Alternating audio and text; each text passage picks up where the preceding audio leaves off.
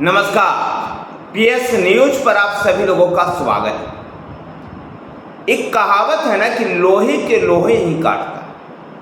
ठीक इसी रणनीति पर चलते हुए शरद पवार भतीजे को सबक सिखाने के लिए भतीजे के सामने भतीजे से ही भिड़ाने की तैयारी कर रहे हैं शरद पवार महाराष्ट्र।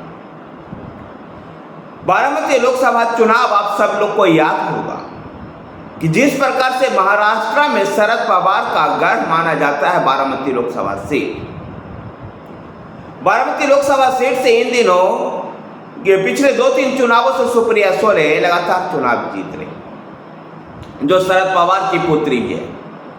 शरद पवार की बेटी सुप्रिया सोले लगातार चुनाव जीत रही थी और ये सीट उनकी थी, लेकिन एनसीपी में राष्ट्रवादी कांग्रेस पार्टी पर अपना दावा जता चुके शरद पवार के भतीजे अजीत पवार ने बारामती लोकसभा सीट पर भी अपनी दावेदारियां जता दी और अपनी पत्नी सुनेत्रा पवार को अपनी ही चचेरी बहन सुप्रिया सोले के खिलाफ चुनाव मैदान में उतार दिया।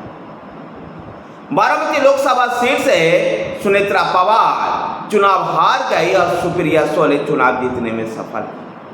सुप्रिया सोले का ये चुनाव जीतना शरद पवार की जीत थी और शरद पवार इसको लेकर के इन दिनों बारामती में खूब सक्रिय है।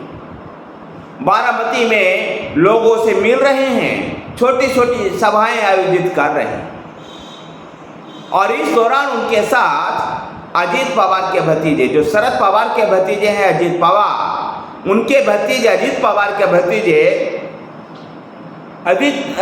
योगेंद्र पवार भी हमेशा शरद पवार के साथ दिखाई देते हैं। दरअसल वाकया ये है कि शरद पवार के भाई के बेटे हैं अजीत पवार। अजीत पवार जब शरद पवार से अलग होकर के 2024 के में लोकसभा चुनाव लड़ने का फैसला किया और उससे पहले वो एकनाथ शिंदे वाले एनडीए सरकार में शामिल हो गए, तब एनसीपी पर बाजी कब्जा किसका हो, यह मामला अदालत में भी गया और विधानसभा स्पीकर के पास भी था। राहुल नावरकर ने अजीत पवार को असली शिवसेना, अजीत पवार वाले गुट को असली एनसीपी माना और इस प्रकार से एनसीपी और एनसीपी के चुनाव चिन्ह घड़ी पर अजीत पवार का कब्जा।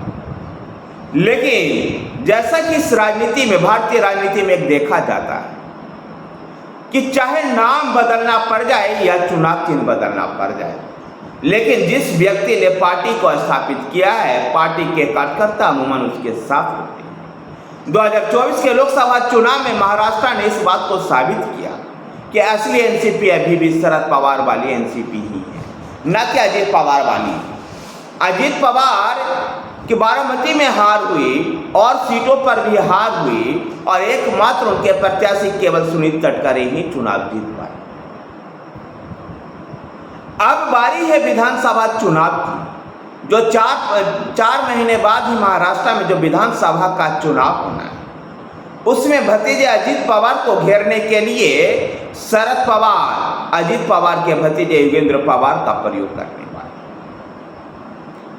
योगेंद्र पवार के बारे में सुप्रिया सोले भी कहती है कि योगेंद्र पवार इन दिनों बेहतर काम कर रहे हैं, लेकिन चुनावी राजनीति में उतारा जाएगा या नहीं, यह पार्टी को निर्णय लेना है और पार्टी उचित समय पर इसका निर्णय ले।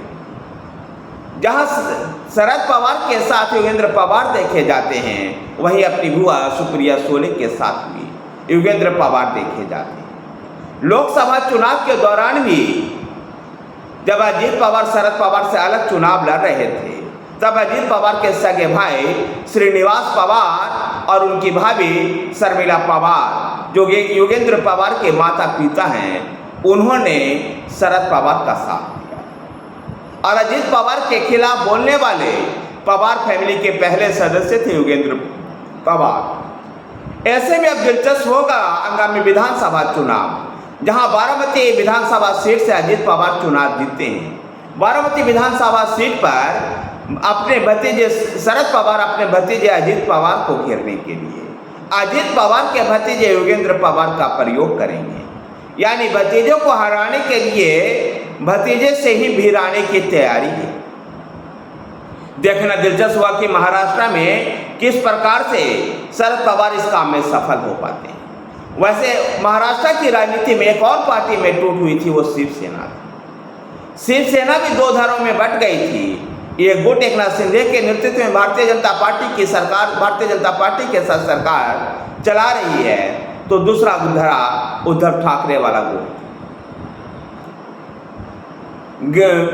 2019 के विधानसभा चुनाव के समय में भाजपा और एकीकृत शिवसेना को बहुमत मिला था, लेकिन मुख्यमंत्री की चाह में उद्धव ठाकरे ने शिवसेना, एनसीपी और कांग्रेस की गठजोड़ सरकार बना ली और भाजपा को दरकिनार कर दिया। लेकिन भाजपा राज्य में शांति से नहीं बैठी, बल्कि शिवसेना में ही दो फाड़ करवा करके एक गुट को अपने साथ लेकर के शिवसेना के जो दूसरे गुट के नेता थे एकनाथ शिंदे, उनको मुख्यमंत्री बना दिया और देवेंद्र फडणवीस जो राज्य भाजपा के चेहरा थे खुद डिप्टी सीएम बन गए। बाद में एनसीपी में भी दो फाड़ हुआ और एनसीपी नेता अजित पवार इस एनडीए के सरकार में डिप्टी सीएम बन गए। शिवसेना यूबीटी ने लोकसभा चुनाव में जीत हासिल की है और एकनाथ शिंदे वाले गुट से ज्यादा सीटों पर जीत हासिल। लेकिन मुख्यमंत्री एकनाथ शिंदे वाला गुट लगातार ये उद्धव ठाकरे वाले गुट पर यह आरोप लगा रहा है कि उद्धव ठाकरे जो शिवसेना यूबीटी है, ये जो चुनाव जीती है, ये कांग्रेस के वोट बैंक से चुनाव जीती।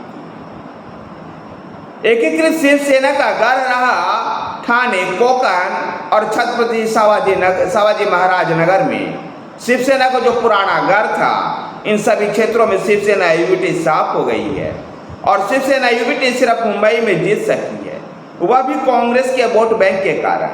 शिंदे ने मुंबई में कुछ मुस्लिम बहुल क्षेत्रों का नाम लेते हुए, मुख्यमंत्री एकनाथ शिंदे ने कुछ मुंबई के मुस्लिम बहुल क्षेत्रों का नाम लेते हुए गिनाया कि वहां के बूथों पर उनकी शिवसेना को जहां दहाई में भी मत नहीं मिले, वहीं शिवसेना यूबीटी को सैकड़ों और हजारों वोट मिले। उद्धव ने दोहराया कि वह कभी भी भाजपा के साथ नहीं। गौरतलब है कि दोनों धारों में बटी हुई शिवसेना के बीच में ही आरोप प्रत्यारोप का दौर शुरू। देखना दिलचस्प हुआ कि आगामी विधानसभा चुनाव में राज्य में किस प्रकार से जनमत आ पाता है, जहां एक तरफ शिवसेना यूबीटी भाजपा के साथ न जाने की कस्में खा रही है, वहीं पर एकनाथ शिंदे के नेतृत्व वाली शिवसेना भाजपा के साथ चुनाव लड़ी। महाराष्ट्र नवनिर्माण सेना के प्रमुख राज ठाकरे ने अकेले चुनाव लड़ने का ऐलान कर दिया है। तो भारतीय जनता पार्टी ने लोकसभा चुनाव में हार के बाद देवेंद्र फडणवीस का इस्तीफा नामंजूर करके ये साफ संकेत दे दिया है कि देवेंद्र फडणवीस के नेतृत्व में ही राज्य में चुनाव लड़ा जाएगा। भारतीय जनता पार्टी ने केंद्रीय टीम से अपने चुनाव प्रभारियों की भी नियुक्ति कर दी है, जिसमें केंद्रीय मंत्री भूपेंद्र यादव राज्य के चुनाव प्रभारी की जिम्मेवारी देखेंगे, तो उनका साथ देंगे अश्वनी वैष्णव। देखना दिलचस्प हुआ कि महाराष्ट्र में आने वाले कुछ दिनों बाद जो विधानसभा चुनाव है, वहां पे किस प्रकार का रिजल्ट आता है। क्या शरद पवार का जो सपना है अपने भतीजे अजित पवार को उनके ही भतीजे के खिलाफ लड़ाने की, क्या ये सफल हो पाता है या नहीं। धन्यवाद साथियों, वीडियो को लाइक कीजिए, शेयर कीजिए। हमारे साथ बने रहने के लिए हमारे चैनल PS न्यूज़ को सब्सक्राइब कीजिए। धन्यवाद।